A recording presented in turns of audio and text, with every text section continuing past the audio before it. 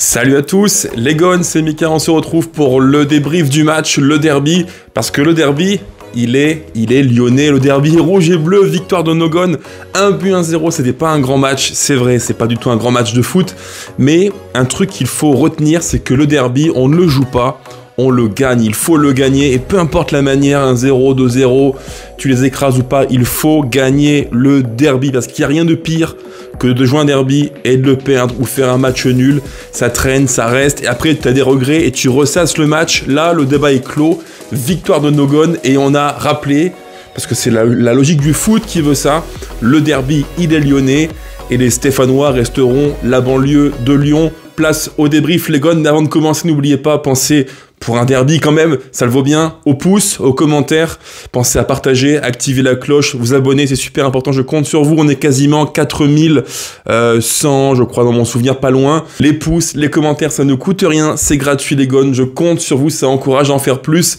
merci par avance. Allez, place au derby, et on commence donc le débrief, le derby du match entre l'OL et les voisins d'une couleur infâme. Je rappelle, derby qui est lyonnais, le derby est rouge et bleu. Et on commence par le premier thème de la vidéo, évidemment, Olympique Lyonnais supérieur à la SSE, c'est juste normal, voilà, faut le dire, faut le rappeler.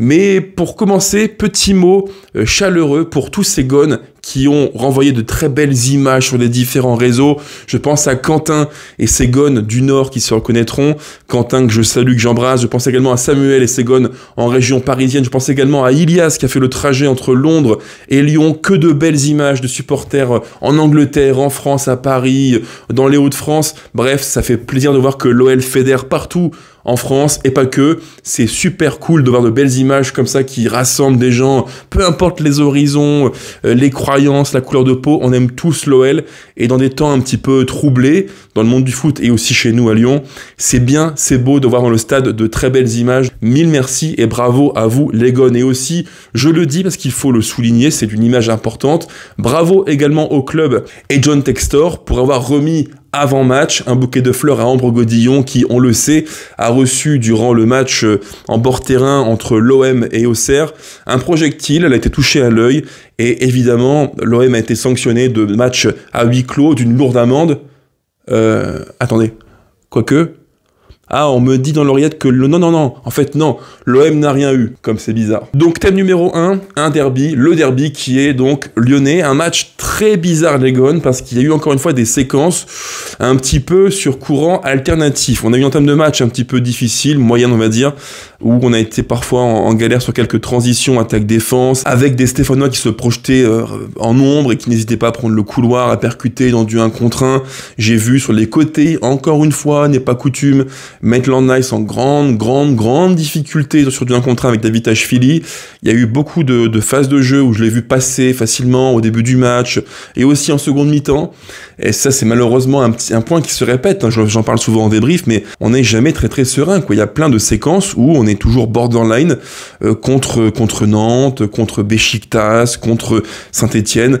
Voilà, c'est tout le temps pareil. Et je me demande si un jour, on va pas le payer très cher. Parce qu'il y a bien un match qui sera un match crucial à enjeu, et en Europe un match à élimination, où on va manger sur un côté des duels 1 contre 1 qu'on va perdre, et je pense que les errements tactiques défensifs de Maitland Nice nous coûteront un jour très cher. Mais bon, sur le coup, sur ce match-là, c'est pas le cas, heureusement, mais attention, c'est l'un des bémols du match. Et en fait, en première mi-temps, on fait une ultime demi-heure de bonne qualité, avec intention, intensité, caractère, agressivité, j'ai beaucoup aimé. Je dirais que durant 30 minutes, on a fait un derby en première mi-temps de bonne qualité, avec tout ce qu'il faut pour faire un bon match. Autrement dit, l'intention, le caractère, la projection, des joueurs qui ont dépassé leurs fonctions, Tagliafico qui se projetait comme attaquant gauche, Tolisso, pareil, qui allait très haut sur le terrain pour accompagner Lacazette, Cherki, et Verretou aussi qui s'est projeté par séquence, qui n'a pas hésité, alors pas tout le temps, et pas tout le temps de façon juste, techniquement, mais il l'a fait quand même, il s'est projeté, et parfois ça a été payant. Il y a une action vers la 20e dans mon souvenir, où on voit Verretou qui se projette côté droit, qui centre très fort, Tolisso la reprend et parade de l'Arseneur. C'est une des 3-4 séquences de jeu où nos relayeurs ont fait plus que leur fonction initiale, mais sur l'ensemble du match, c'est pas suffisant, parce qu'en fait, en seconde mi-temps, quand on revient du vestiaire, il y a toute une phase un petit peu de... pas d'agonie, mais c'est plus lent, c'est plus mou, et on retrouve malheureusement l'OL sur courant alternatif qui alterne le bon, le très moyen, le pas bon du tout.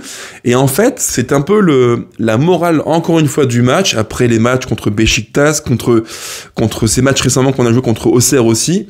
On a sur 90 minutes un OL à deux visages. Un OL qui peut par séquence subir beaucoup, trop, vraiment trop, un temps faible, très faible, et par moment, un Noël sur un temps fort qui peut se créer beaucoup d'occasions, insister, étouffer l'adversaire, mais le truc c'est que dans les deux temps, fort et faible, on ne parvient jamais à être totalement dans le contrôle. Quand on subit, c'est vraiment dangereux, on n'est pas à l'abri du but qu'on peut prendre, et dans le derby, rebelote à la 86e dans mon souvenir, Tagliafico fait un sauvetage in extremis et même presque limite qui passe à ça des cages de Lucas Perry. En fait, on n'est jamais à l'abri, quoi. On n'est pas à l'abri de prendre un but. Ça peut arriver. Voilà, il y a une tête dans mon souvenir aussi en début de match de Lucas Tassin qui passe au ras des cages de Lucas Perry. Il y a une parade de Perry sur la frappe de Sissoko en transition attaque-défense. Bref, il y a eu trois occasions réelles pour les Verts qui montrent bien que dans les temps faibles, on n'est vraiment pas loin d'encaisser un but. Mais ce n'est pas l'essentiel, le derby est lyonnais, le derby est rouge et bleu, et surtout les Gones, surtout, au classement, c'est la belle opération du week-end.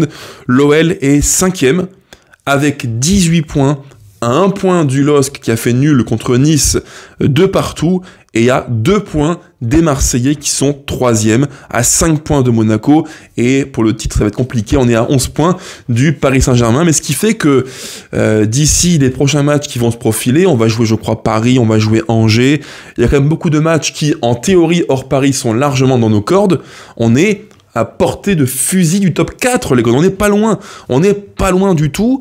Si on est sérieux, je pense, d'ailleurs je l'ai prédit en vidéo, je pense que d'ici la trêve de décembre de Noël, on sera, à mon avis, top 4.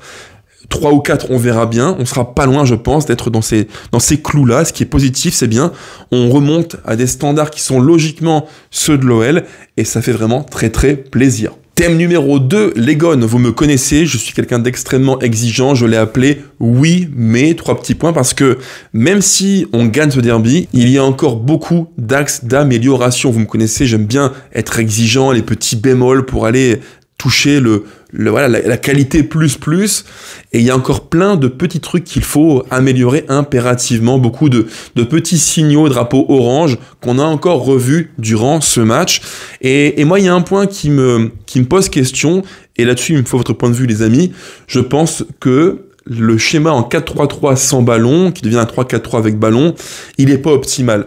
Moi, le trio du milieu de terrain, Matic, Veretout, Tolisso, c'est pas que j'aime pas, mais je pense qu'il y a un monde dans lequel on peut faire encore mieux avec ballon, et je pense qu'il nous manque ce profil d'emprise technique dans le camp adverse, parce que Matic, point de base, très bien, le gars est là pour temporiser, gérer le tempo, moi ça me va très bien, il a l'expérience, leadership, charisme, pas de souci, je garde.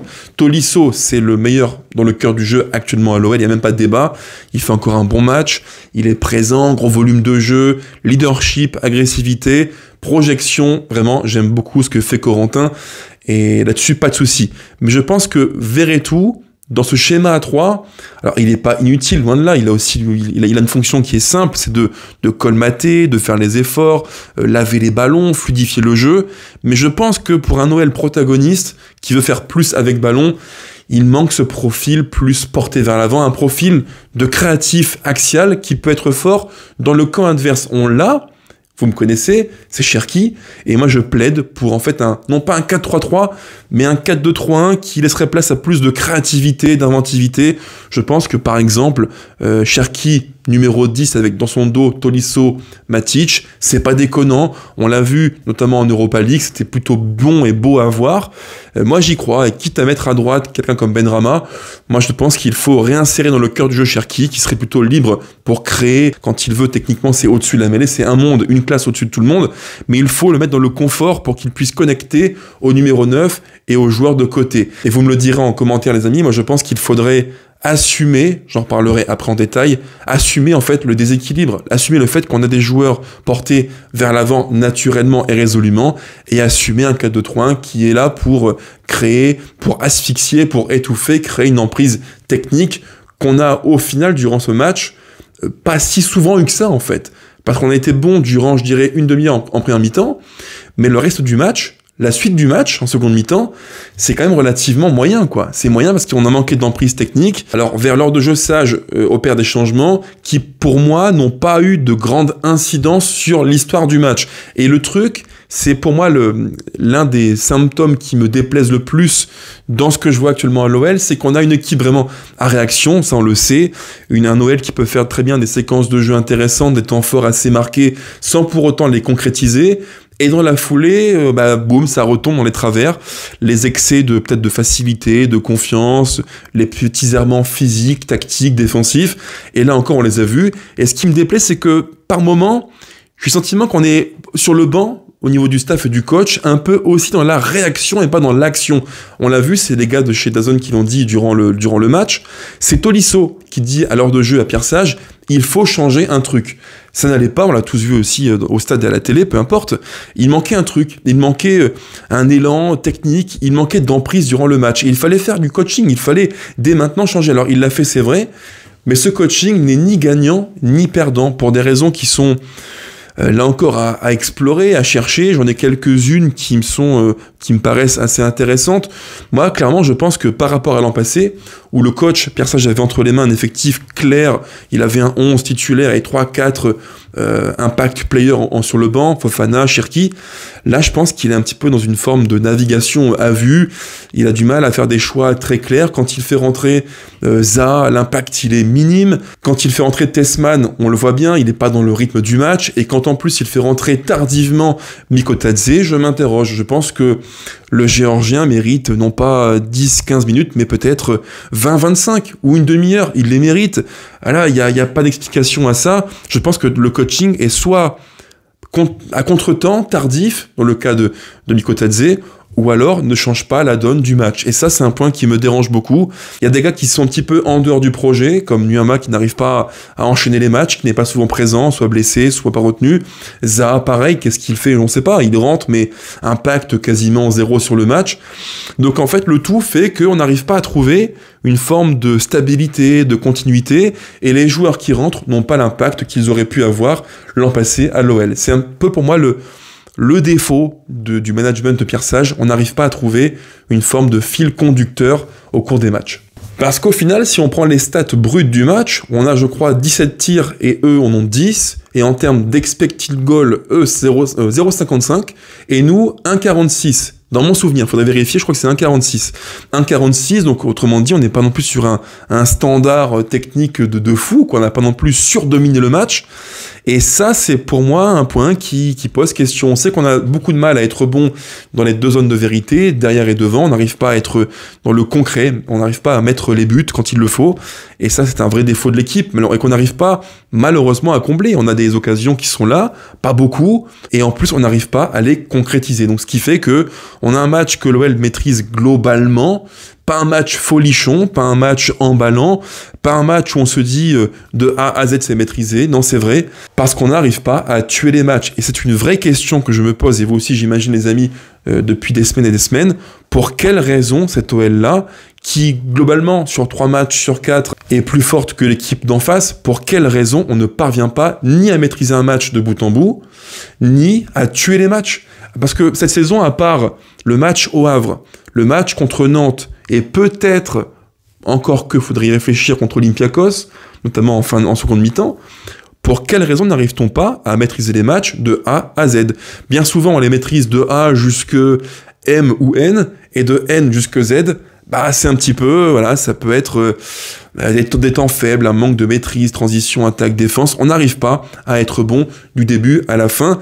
Et pourtant, j'avais fondé de vrais espoirs sur les matchs contre Beşiktaş et le derby pour dire, voilà, il faut maîtriser un match de A à Z. Et malheureusement, sur les 5-6 matchs qu'on a vus, On n'a pas eu affaire à ça, ni contre Hoffenheim, ni Beşiktaş, ni Auxerre, ni les Stéphanois. On n'arrive pas à tuer, on n'arrive pas à être bon du début à la fin d'un match. Et ça, c'est un axe de progression qui est immense pour l'OL.